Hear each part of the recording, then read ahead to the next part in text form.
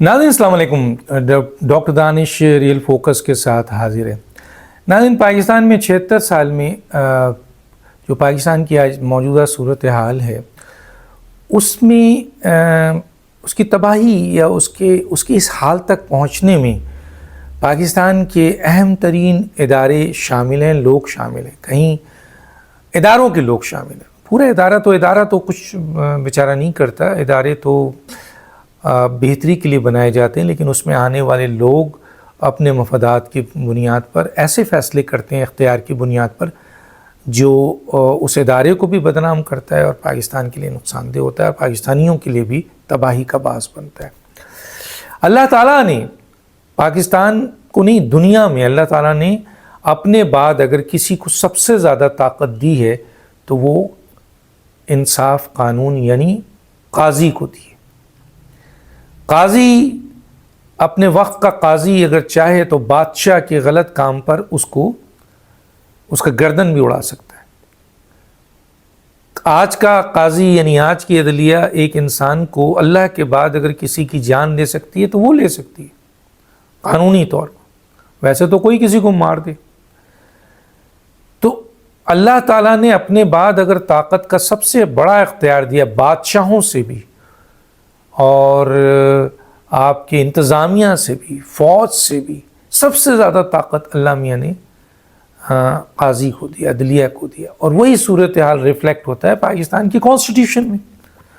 पाकिस्तान का कॉन्स्टिट्यूशन भी सबसे ज़्यादा अगर किसी को ताकत देता है तो वो अदलिया की जजेस को देता है। अब सवाल ये है कि अगर जजेस अल्लाह ताला की दी हुई इस ताकत को और कॉन्स्टिट्यूशन की दी हुई इस ताकत को इंसाफ और कानून के मुताबिक चलाएंगे तो मैं समझता हूँ कोई भी मुल्क जो है वो इस तरह की तबाही की तरफ नहीं जाएगा। और कोई इदारा, पाकिस्तान का क्या दुनिया का कोई इदारा हिल नहीं सकता। आप देखें, कानून इतना सख्त है और अदलिया इतनी सख्त है कि चाहे सऊदी अरब देख लें, यूएई देख लें, अमेरिका देख लें, यूके वहाँ अगर वज़ीर आज़म, सदर पूरी दुनिया का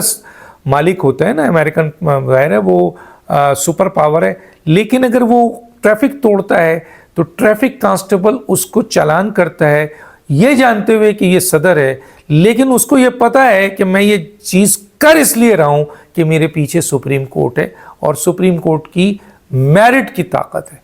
यानी अगर सदर मेरे ख़िलाफ़ कार्रवाई करेगा तो मुझे बचाएगा सुप्रीम कोर्ट, मुझे बचाएगा कानून। तो ये है ताकत। तो पाकिस्तान की तबाही में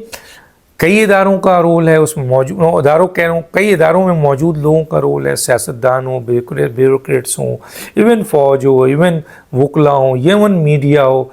हर जगह पर ऐसे लोग हैं जिन्होंने पाकिस्तान को नुकसान पहुँचाया। लेकिन सबसे ज़्यादा पाकिस्तान को नुकसान पहुँचाने वाले जजेस हैं जिनके पास बहुत इख्तियार था। अगर उन्होंने इख्तियारात को गलत इस्तेमाल नहीं किया होता, चाहे वो ब्लैकमेल होते हो, चाहे उनके मफादात हों, ब्लैकमेल होते हो तो इसका मतलब है कि तुम कहीं से बंदर बाट करके आपके चीफ जस्टिस बने हो या जस्टिस बने हो या सुप्रीम कोर्ट में आए हो या हाई कोर्ट में आए या और किसी जगह आए हो, जाहिर है फिर आपकी फाइलें तैयार हैं, आप डरते हो। और अगर आप मेरिट पे आए हो तो फिर आपके मफादात हैं कि जी आपको कहीं से माल मिल रहा है, कहीं से फेवर मिल रहा है, कहीं से सिफारिश मिल रही है, प्रोटोकॉल मिल रहा है, या फिर आप जान से डरते हो कि आपको कोई मार देगा। यही वजह है जिसकी बुनियाद पर आप हलफ तोड़ते हो और अपने ओहदे की तज़हीक करते हो और इस इदारे की तज़हीक करते हो जिसे अदलिया कहा जाता है, और इसकी वजह से पाकिस्तान को और पाकिस्तानियों को लाजवाल नुकसान पहुँचता है। कोई दो राय नहीं है। अब सवाल ये पैदा होता है कि हमने हर इदारे के एहतसाब को तो देखा है, इवन फ़ौज का अपना एक निज़ाम है एहतसाब का, और वहाँ होते हैं, कोर्ट मार्शल होता है, बहुत से लोगों की मरातें बंद कर दी जाती हैं, बहुत से लोगों को नौकरी से निकाल दिया जाता है, बहुत से लोगों को आपके सज़ाएँ हो जाती हैं जो हम तक शायद नहीं आती क्योंकि उनका एक निज़ाम है, होता है, और कुछ चीज़ें आ भी जाती हैं। ब्यूरोक्रेसी का हम देखते हैं, सियासतदानों का हम देखते हैं, वो भी अगर सही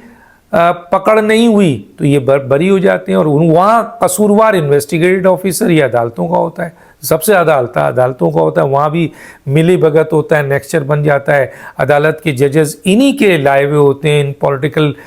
لوگوں کے، بیوروکریٹس کے، ان کی ہی رحم و کرم پہ ہوتے ہیں، یہ انہی سے یہ مختلف ججز اپوائنٹ ہوتے ہیں، تو ان کی وفاداری نبھاتے ہیں اور بڑے ہائی لیول پر جاتے ہیں، تو پھر ان کے پابند ہو جاتے ہیں، ان کی تمام کرائم اینڈ کرپشن کو چھپاتے ہیں، فیصلے ایسے آتے ہیں۔ یہ تو ہوتا ہے پاکستان میں، سب کو پتہ ہے، لیکن پھر بھی ہمیں احتساب نظر آتا ہے سیاستدانوں کا، بیوروکریٹس کا، وکلا کا، آپ کے فوجیوں کا، میڈیا پرسن کا، سب کا نظر آتا ہے۔ عام پاکستانی تو بھرے ہوئے ہیں احتساب سے، لیکن ہمیں احتساب نظر نہیں آیا تو ججز کا نظر نہیں آیا، جبکہ پاکستان کی تاریخ میں سب سے بڑے تباہ کار یہی ہیں۔ پاکستان میں ایسے ایسے قانون انہوں نے پاس کیا ہے جو ان کانسٹیٹیوشنل، ان لافل ہے۔ انہوں نے ایسے کاموں میں انوالو ہوئے ہیں جس سے پاکستان کی نظام حکومت تباہ ہوئی ہے۔ یہ ایسے کاموں میں ہیں جہاں حلف توڑا ہے، آئین توڑا ہے انہوں نے، لیکن ان کا کوئی احتساب ہوا آج تک؟ ذوالفقار علی بھٹو کو پھانسی دے دی گئی، خود اس کا جج مانگ رہا ہے کہ یہ جو فیصلہ تھا وہ غلط تھا۔ کیا ان لوگوں کا احتساب ہوا؟ کیا میاں نواز شریف صاحب کی جو حکومت تھی جس کو ٹیپل کیا گیا، کیا یوسف رضا گیلانی کی حکومت تھی اس کو ٹیپل کیا گیا؟ کیا اس سے پہلے نظام کو پلٹا گیا، گرایا گیا، جس میں جوڈیشری کا بہت بڑا رول ہے؟ تو کیا ان لوگوں کا کہیں احتساب ہوا؟ کیا جنہوں نے ویلیڈیٹ کیا مارشل لاء کو اور آپ کے ایک ڈکٹیٹر کو اجازت دی کہ وہ جو قانون سازی کرنا چاہے کر دے اور ہر چیز کو ویلیڈیٹ کیا، کیا ان کا احتساب ہوا؟ تو پاکستان میں آج تک کسی جج کا، ہمیں بڑے جج کا احتساب ہوتا ہوا نظر نہیں آیا جس نے بڑے بڑے خطرناک کام کیے۔ ابھی حالیہ دیکھ لیں، عطا بندیال صاحب اس ریفرنسز کو، کیونکہ ان کا بھی اپنا ایک طریقہ ہے احتساب کا جس طرح آرمی کا ہے، لیکن ان کے احتساب کے لیے ریفرنسز یا تو حکومت لاتی ہے یا عام پاکستانی لاتا ہے یا بار کونسل، تو بار کونسل اور حکومت اور دوسروں کے ریفرنسز پڑے ہوئے۔ جسٹس عطا بندیال نے ریفرنسز کی بنیاد پر جو آپ کے وہ بننی چاہیے تھی، نہیں، انکوائری کمیٹی جو موجودہ چیف جسٹس کے انڈر بنائی گئی، عطا بندیال نے اس کو اڑا دیا،